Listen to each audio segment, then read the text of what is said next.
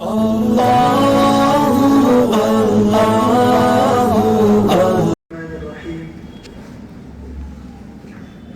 افزائی کرنے والے استاذ کا فیض۔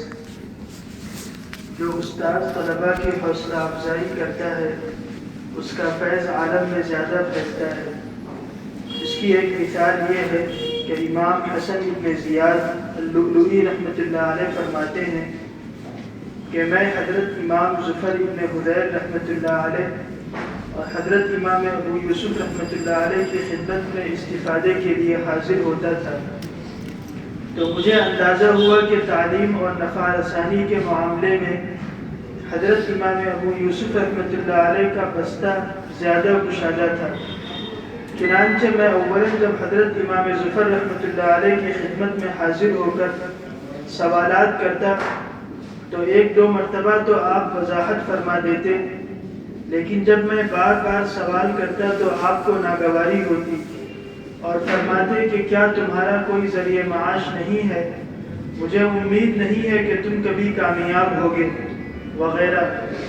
ان کے اس رویے سے میں اپنے کو بہت غمزدہ اور تھکا ہوا محسوس کرتا تھا، لیکن جب اس کے بعد حضرت امام ابو یوسف رحمۃ اللہ علیہ کے پاس جاتا اور جو بات سمجھ میں نہ آتی تو آپ سے سوال کرتا تو آپ پورے شرح صدر سے جواب مرحمت فرماتے، اگر پھر بھی نہ سمجھتا تو فرماتے اطمینان رکھو اور یہ بتاؤ کہ پہلے کے مقابلے میں کچھ زیادہ سمجھ میں آیا کہ نہیں؟ تو میں کہتا کہ ہاں، پہلے کے مقابلے میں تو کچھ سمجھ میں آیا ہے۔ تو آپ فرماتے کہ جس کو تھوڑا بھی سمجھ میں آ جائے تو عنقریب مکمل بھی سمجھ جاتا ہے، اس لیے صبر کرو اور ڈٹے رہو اور امید ہے کہ تم منزل مقصود تک پہنچو گے۔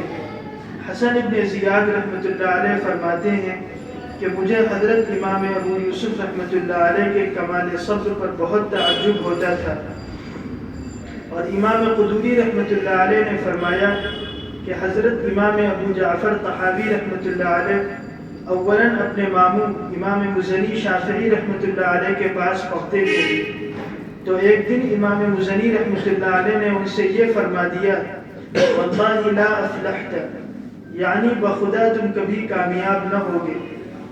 تو ان کی یہ بات امام طحاوی کو بہت ناگوار گزری اور آپ نے ان کا درس چھوڑ دیا۔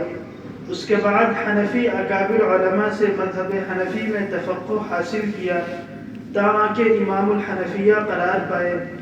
تو جب آپ درس دیتے اور مشکل مسائل کو حل کرنے میں کامیاب ہو جاتے تو فرماتے کہ اللہ تعالیٰ ابو ابراہیم امام مزنی پر رحم فرمائے، اگر وہ آج باحیات ہوتے تو انہیں اپنی قسم واللہ لا افلحت کا کفارہ دینا پڑ جاتا۔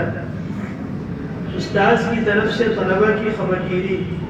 استاد اور شاگردوں کے درمیان محبت کی تخم ریزی کے اسباب میں سے ایک اہم سبب یہ ہے کہ استاد شاگرد کے بارے میں خبر رکھے اور اگر وہ غیر حاضر ہو تو اس کے متعلق تحقیق کرے، اگر بیمار ہو جائے تو اس کی عیادت کرے، اور اگر اس سے مالی مدد کی ضرورت ہو تو اس میں بھی دریغ نہ کرے۔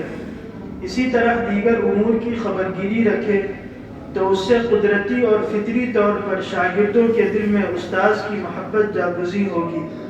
اس سلسلے میں ایک عجیب اور عبرت انگیز واقعہ یہ ہے کہ فقہ حنفی کی ایک بہت بڑی شخصیت علامہ امام ابو بکر رازی رحمۃ اللہ علیہ، جن کی عظمت کا اندازہ اس سے لگایا جا سکتا ہے کہ ان کو دو عباسی خلفاء مطیع اللہ اور معز الدولہ کی طرف سے منصب قضا کی پیشکش کی گئی، لیکن انہوں نے کمال بے نیازی سے اسے قبول کرنے سے انکار کر دیا۔ ان کے متعلق قاضی محمد ابن الحسن حنبلی رحمۃ اللہ علیہ فرماتے ہیں کہ میرے دادا یعنی علامہ حسن ابن محمد رحمۃ اللہ علیہ نے امام ابو بکر رازی رحمۃ اللہ علیہ کے پاس فقہ حنفی کی تعلیم حاصل کی۔ اسی درمیان وہ تقریباً 100 دن بیمار رہے اور درس میں حاضر نہ ہو سکے۔ عجیب بات یہ ہے کہ اس عرصے میں 50 مرتبہ علامہ ابو بکر رازی رحمۃ اللہ علیہ نے میرے دادا جان کی قیام گاہ پر جا کر ان کی مزاج پرسی فرمائی، اور جب وہ صحت یاب ہو کر مجلس درس میں حاضر ہوئے تو حضرت الاستاذ ابو بکر رازی رحمۃ اللہ علیہ نے فرمایا کہ میاں تم 100 دن بیمار رہے اور ہم نے تمہاری 50 دن عیادت کی، اور یہ تمہارے حق کے اعتبار سے بہت کم ہے۔ بلا شبہ یہ بہت اہم بات ہے۔ ہمارے ایک بہت ہی مشفق استاذ تھے، حضرت مولانا عبد الرحیم سنبھلی صاحب رحمۃ اللہ علیہ، صاحب نحو قاسمی۔ ان سے ہم نے اصول الشاشی کا کچھ حصہ پڑھا ہے۔ ایک دن ہم کسی عذر سے سبق میں حاضر نہ ہو سکے۔ بعد میں جب حضرت کی خدمت میں کمرے میں حاضری ہوئی تو بڑے پیار سے فرمایا، میاں سلمان، آج تم سبق میں نہ تھے تو درس میں زیادہ جی نہیں لگا۔ اس شفقت بھرے جملے کی مٹھاس آج بھی محسوس ہوتی ہے۔ پھر آپ نے وہی سبق کمرے میں خود پڑھایا۔ موصوف نہایت باکمال استاذ تھے۔ ان کی تدریس کا ایک منفرد انداز تھا۔ افسوس ہے کہ عمر نے وفا نہ کی اور ہمارے دارالعلوم دیوبند میں داخلے کے چند ہی مہینے بعد وفات پا گئے، رحمہ اللہ تعالی رحمۃ واسعہ۔